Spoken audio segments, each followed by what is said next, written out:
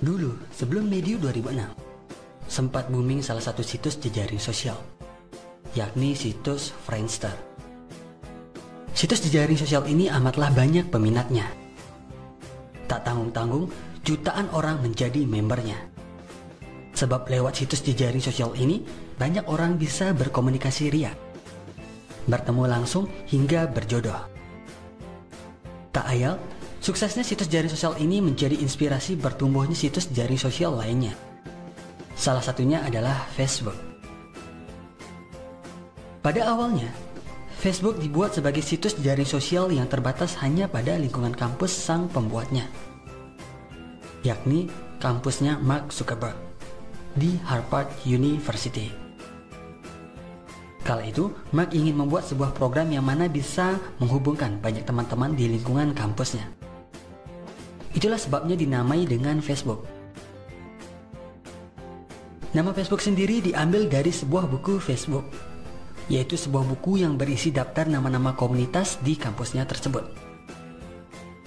Umumnya, buku Facebook ini diberikan kepada mahasiswa ataupun para staf di universitas di Amerika, yang mana bertujuan untuk mengenal orang-orang di kampus yang bersangkutan.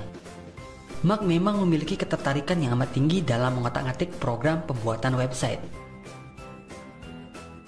Hingga sekitar tahun 2004, ia berhasil menemukan kode original Facebook dari kamarnya sendiri. Ia menghabiskan waktu kurang lebih selama 2 mingguan untuk membuat situs Facebook ini. Pria kelahiran 14 Mei 1984 silam tersebut lantas mempublish situsnya dan mengajak orang-orang di kampusnya untuk ikut bergabung. Tak ayal, dalam jangka waktu yang relatif singkat yakni 2 minggu saja, Facebook sudah mampu menjaring 2/3 lebih anggotanya yang berasal dari lingkungan kampus Harvard. Karena Facebook akhirnya begitu diminati, Mark pun akhirnya memutuskan untuk mengikuti jejak seniornya yang ia kagumi, yakni Bill Gates, untuk memilih drop out dan fokus dengan Facebook. Ia mengajak 3 orang rekannya, yakni Andre McCallum, Dustin Fossvogitas, dan Chris Hogue untuk membuka situs Facebooknya untuk umum. Mark dan rekan-rekannya pun berhasil membuat Facebook menjadi situs jaring sosial yang segera melambung namanya. Mengikuti jejak Friendster yang saat itu masih jaya-jayanya, Mark memang memiliki ide yang brilian. Ia mengolah Facebook dengan berbagai fitur tambahan.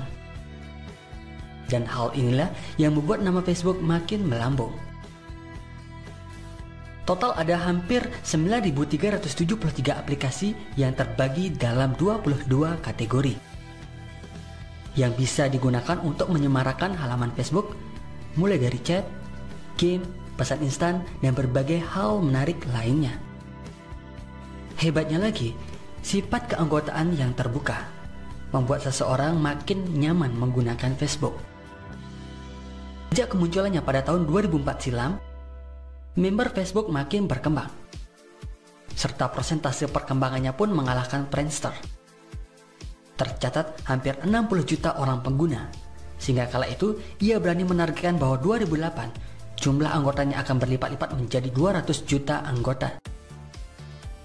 Melihat sepak terjangnya yang luar biasa, banyak perusahaan raksasa yang tertarik untuk meminang Facebook. Salah satunya adalah raksasa software Microsoft. Bahkan untuk memiliki saham Facebook 1,6% saja, Microsoft harus mengeluarkan dana tak kurang dari 240 juta dolar. Yang menandakan nilai kapitalisasi saham Facebook sendiri mencapai 15 miliar US dollar. Sehingga tak mengherankan jika Mark dinobatkan sebagai miliarder termuda dalam sejarah yang memulai usahanya dari nol. Niat Mark Zuckerberg untuk sekedar menyatukan komunitas di kampusnya dalam sebuah jaringan ternyata berdampak besar. Hal inilah yang mengantarkan pria yang baru berusia 23 tahun ini menjadi miliarder termuda dalam sejarah. Sungguh kejelian melihat peluang dan niat baiknya ternyata mampu digabungkan menjadi nilai tambah yang luar biasa. Ini menjadi contoh bagi kita bahwa niat baik ditambah perjuangan dan ketekunan dalam menggarap peluang akan melahirkan kesempatan yang dapat mengubah hidup makin bermakna. Semoga bermanfaat.